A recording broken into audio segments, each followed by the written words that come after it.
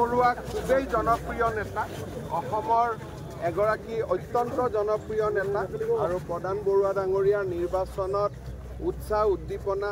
চকুত লগা সদায় উৎসাহ উদ্দীপনা হয় প্ৰতিকূল বতৰৰ মাজতো ইমান মানুহ আৰু এইবাৰটো প্ৰধান বৰুৱা অভিলেখ সংখ্যক ভোটত জিকিছে স্যাৰ ভূপেন বৰাই কৈছে আপুনি অহাবাৰ জোট কন্টেষ্ট কৰিব কেনেকৈ হ'ব তেওঁ পদুমত কৰিব মইও পদুমত কৰিম দুইটা কেনেকৈ একেলগে মানে ভূপেন বৰা অহাবালে পদুম হ'ব নেকি ভূপেন বৰাই খুব কম দিনৰ ভিতৰতে বিজেপি লগত ভূপেন বৰা 100% আহিবই এইটো মোৰ পৰা আজি লিখি লওক 2025ত আহিব এইটো 100% ভৰত নৰহে তেওঁ পদত্যাগ পত্ৰ দিছে কিন্তু আগলৈ কি কৰিব সেইটো বিষয়ে তেওঁ আমাৰ লগত যোগাযোগত নাই গতিকে মই ভাবোঁ যে এতিয়াও সেইটো আভ্যন্তৰীণ ৰাজনীতি অহাকালি কংগ্ৰেছ দলৰ প্ৰাৰ্থীগৰাকীয়ে মনোনয়ন দিয়াৰ পিছতহে এই কথাখিনি পোহৰলৈ আহিব তাৰ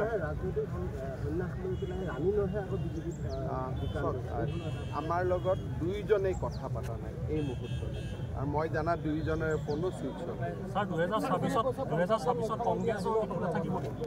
আমাৰ হিন্দু এৰিয়াত নাথাকিব 2032লৈকে মুছলমান এৰিয়াতো এটা খুব ভাল মুহূৰ্ত আৰু ইয়াত